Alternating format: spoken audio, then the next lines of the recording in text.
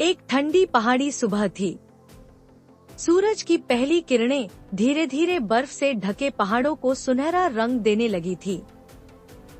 हवा में हल्की ठंडक थी और हरियाली से ढकी वादियों में गहरी शांति फैली हुई थी। तभी उस शांति को तोड़ती हुई एक मीठी आवाज सुनाई दी, बुलबुल की चहचहाहट। बुलबुल एक छोटी सी प्यारी चिड़िया होती है जिसकी आवाज बहुत मीठी होती है। उसकी चहचहाहट में एक खास तरह की मिठास होती है जो मन को सुकून देती है।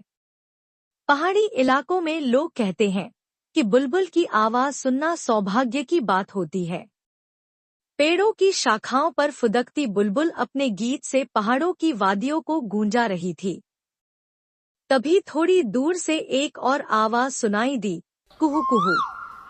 ये थी कोयल की आवाज, जो आमतौर पर गर्मियों की शुरुआत में सुनाई देती है। कोयल की आवाज में एक अलग ही जादू होता है, मानो कोई पहाड़ों में छिपकर गीत गा रहा हो। कोयल को भारतीय संस्कृति में एक खास स्थान मिला है। उसे प्रेम, शुद्धता और सौंदर्य का प्रतीक माना जाता है। उसकी आवाज सुनते ही बच्चे बाहर भागकर पेड़ों की ओर देखने लगते हैं, शायद वो दिख जाए। इन चिड़ियों के साथ साथ हवा में पत्तों की सरसराहट थी, दूर किसी झरने की धीमी सी आवाज और कभी कभी किसी और पक्षी की हल्की सी टोन। पूरा दृश्य ऐसा था जैसे प्रकृति खुद एक सुंदर संगीत बना रही हो। इन पक्षियों की मौजूदगी पहाड़ों की जान होती है।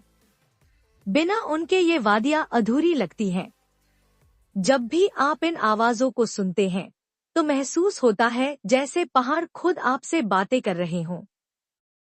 तो अगली बार जब आप किसी पहाड़ी जगह पर जाएं, तो जरा रुककर इन चिड़ियों की आवाज को सुनिए।